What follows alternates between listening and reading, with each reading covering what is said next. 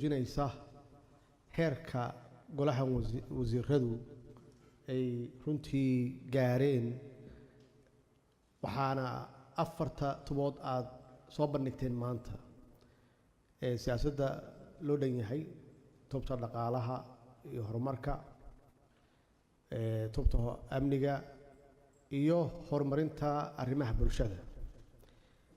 xaqiiqatan waxaad muujiseen iyo shaqadan quruxda badan aad maanta soo bandhigteen aasaas waxa u ah xasilooni siyaasadeed haddii sidii cadada ahaan jirtay la isqaqabsan lahaa oo aysan jiri lahayn wada shaqayn intaan oo horumar ah aad maanta soo bandhigteen lama gaarin waxaa lagu gaaray waxa weeye wada shaqayn xukuumadda iyo madaxtooyada iyo baarlamaanka ka dhaxaysa iyo weliba guud ahaan shacabweynaha Soomaaliyeed oo runtii aan aaminsanahay inay raali ka yihiin hawsha aad haysaan annagoo wax ka baranay wixii aan soo marnay taariikhdii aan soo marnay oo dalkan ragaadisay oo dib u dhigtay haba ugu dambeeyaan 17 sano ee aan soo marnay waxaad gaarteen meel aad runtii aad ku faani kartaan ummadda shacabka Soomaaliyeedna ay idinku faani karaan oo wax qabad la taaban karo oo qorshihiis wata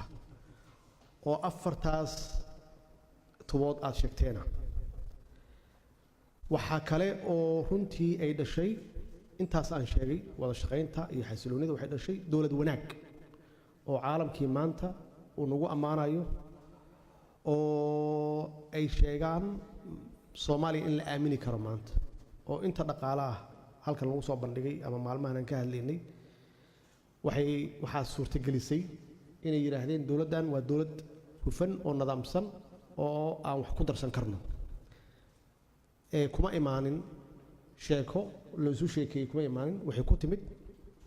wax qabad muuqda oo xukuumadda nabad iyo nolol ay ugu duwan tahay dawladihii ka horreeyay xaqiiqatan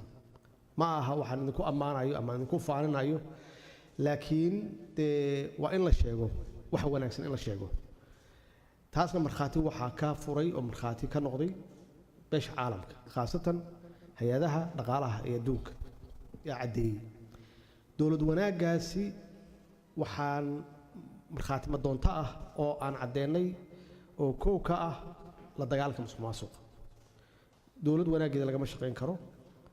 haddii uu liik hadduu jiro oo ummadda shacabka Soomaaliyeed waxay laga soo qaaday qof shakhsi ah oo si personal ah ama si gaar ah ugu takrifalayo xakameyntaas yaa waxay keentay marka xaqiiqatan dhaqaalihiinu kor u kaco in qof walba uu dareemo isbeddel dhab ah yaa yimid saas darteed dhaqankii hore oo soo jireenka ahaa in la bedelo waxay keentay marka inaad ku guulaysataan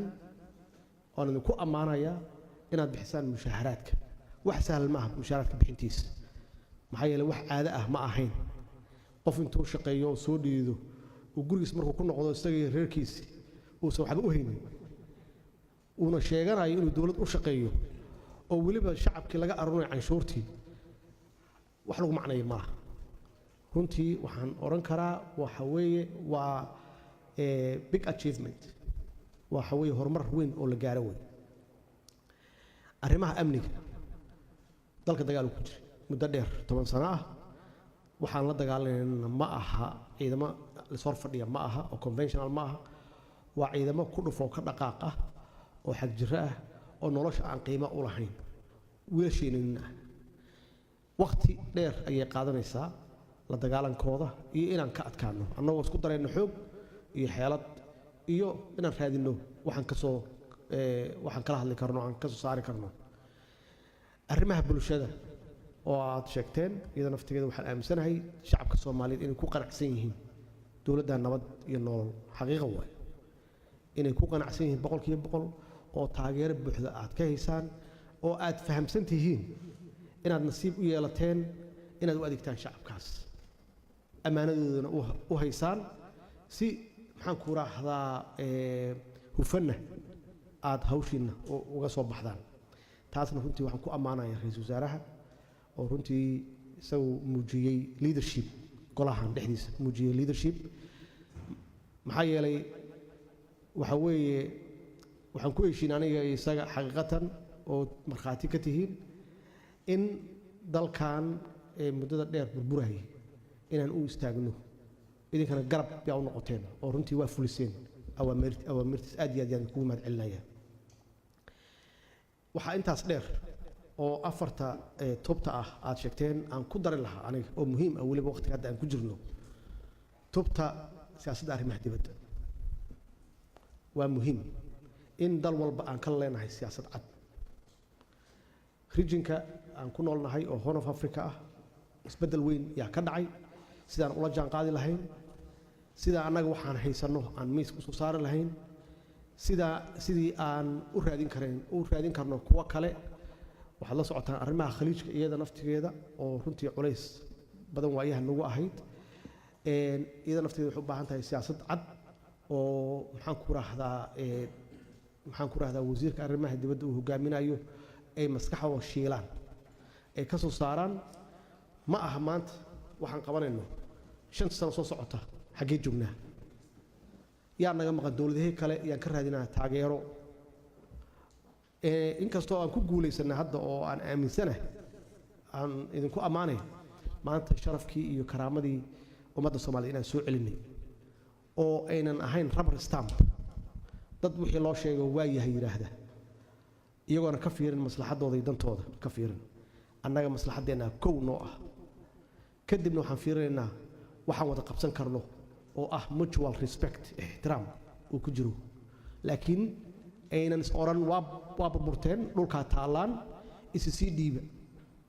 annagu Soomaali saas uma samaysanin dadka Soomaalida ah saas uma samaysna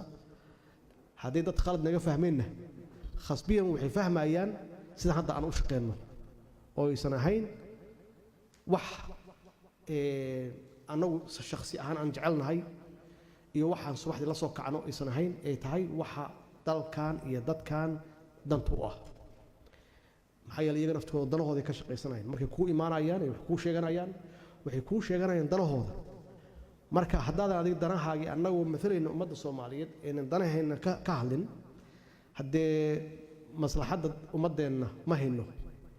maslaxad shakhsi ahna ma aaminsanin qof halkan fadhiyo inuu aan isugu nimid ummadda ay naga sugaysaa inaan maslaxadda guud aan uga shaqeyno ummadda Soomaaliyeed arinta ugu muhiimsan oo hadda laga hadlay oo qaybta ka ah arrimaha bulshada isxilqaan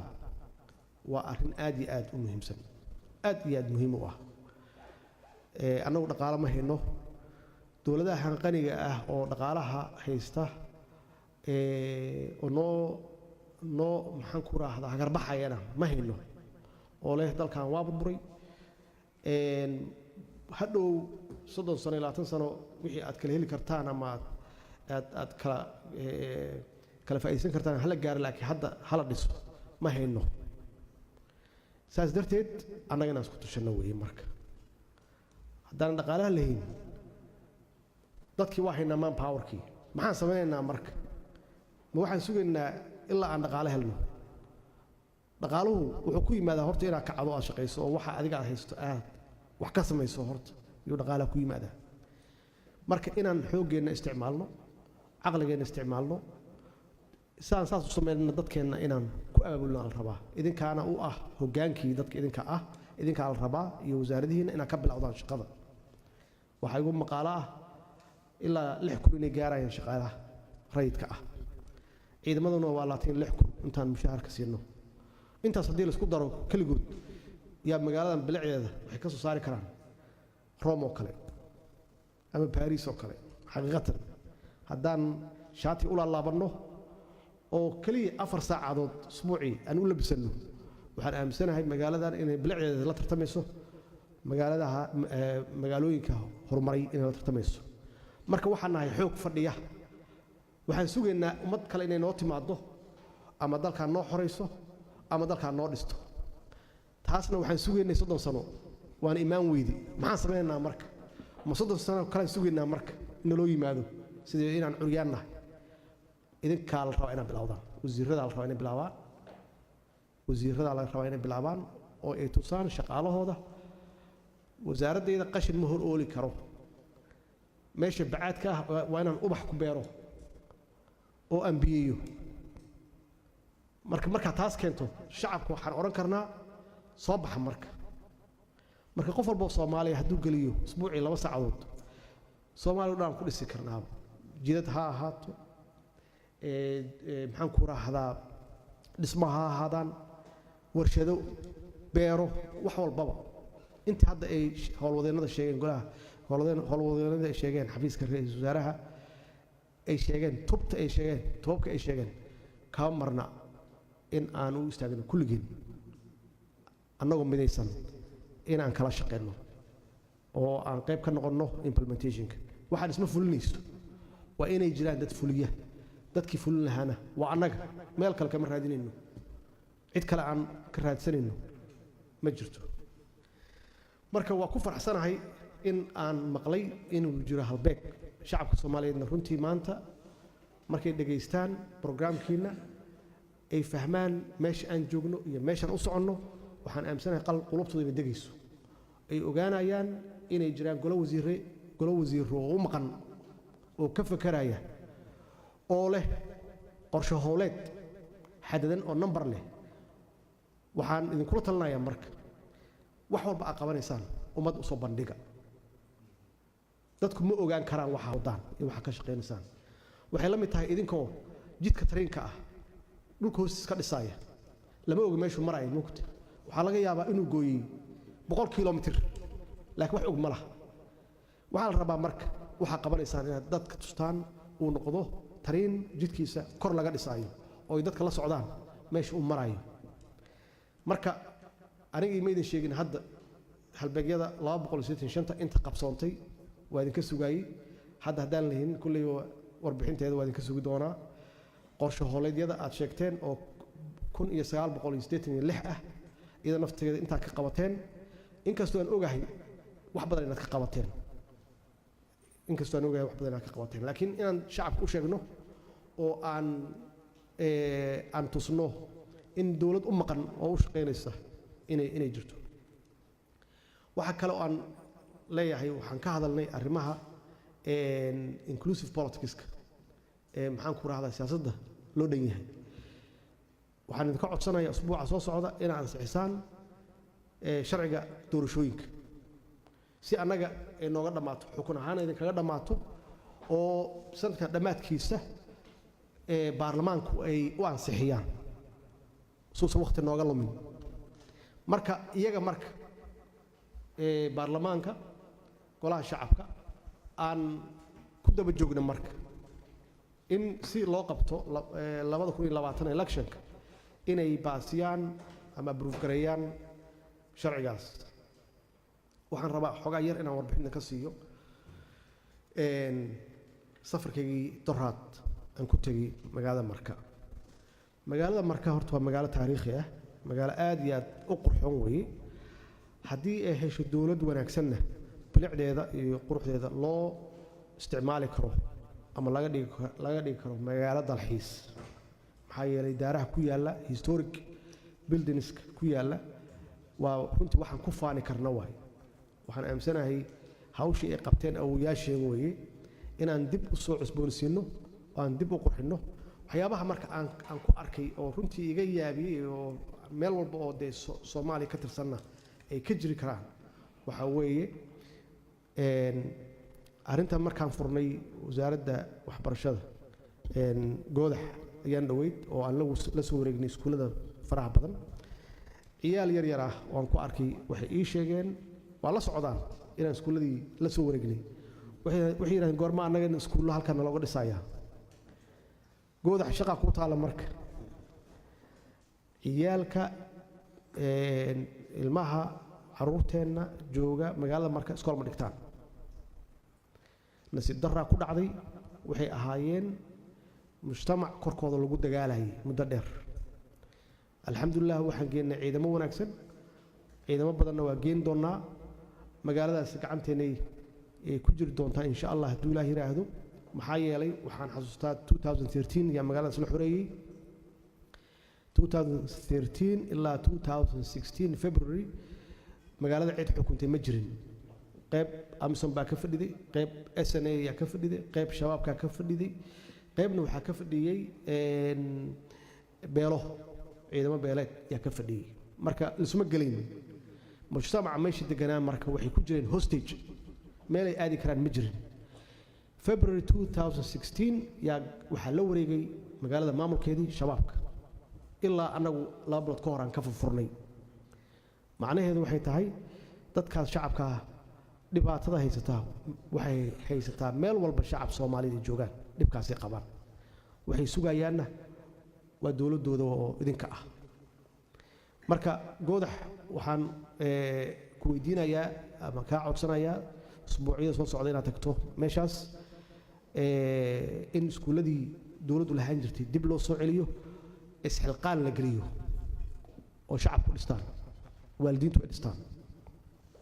maxkamadaha wasiir saas oo kale adiga iyo goodax iyo wasiirka amniga Israaca taga meesha soo asaas gareeya maxkamad in meesha laga establish gareeyo laga sameeyo si magaalada nidaamkeedii iyo u shaqeyso booliiska sidaas oo kale weey federal police badan ma joogin inaan geeno federal police niisa naftigeeda nabad sugidii inay tagto oo day xuuraanto waxa meesha jira waxaan hadalkay ku soo gabagabeynayaa ummadda Soomaaliyeed waxay sugaysaa waa idinka nasiibna waxaad u yeelateen inaad noqotaan hoggaankoodii macnaheedu waxay tahay inaan ka soo dhalaalaan la rabaa marka ummadda waxay sugaysaa inaan u shaqeyno si daacad ugu shaqeyno waxa laga soo aruuriyo amaanadooda u ilaalino qof alla qofkii khalad galana aan loo dul qaadan maxaa yeelay haddii annagu aan niri annaga mas'uul ka ah qof alla qofkii ku takrifala awoodiisa marka hadday tahay awood military ama awood security ama awood dhaqaale inaan ka qabanno qof magaca dawladda sheegta ama wata in loo arko wixii annaga aan u taagnayn wax ka duulino ka shaqeeyo ma doonayno mana ogolin marka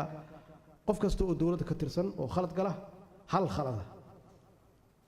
halkaas khalad mid labaad ugu dari mayno insha Allah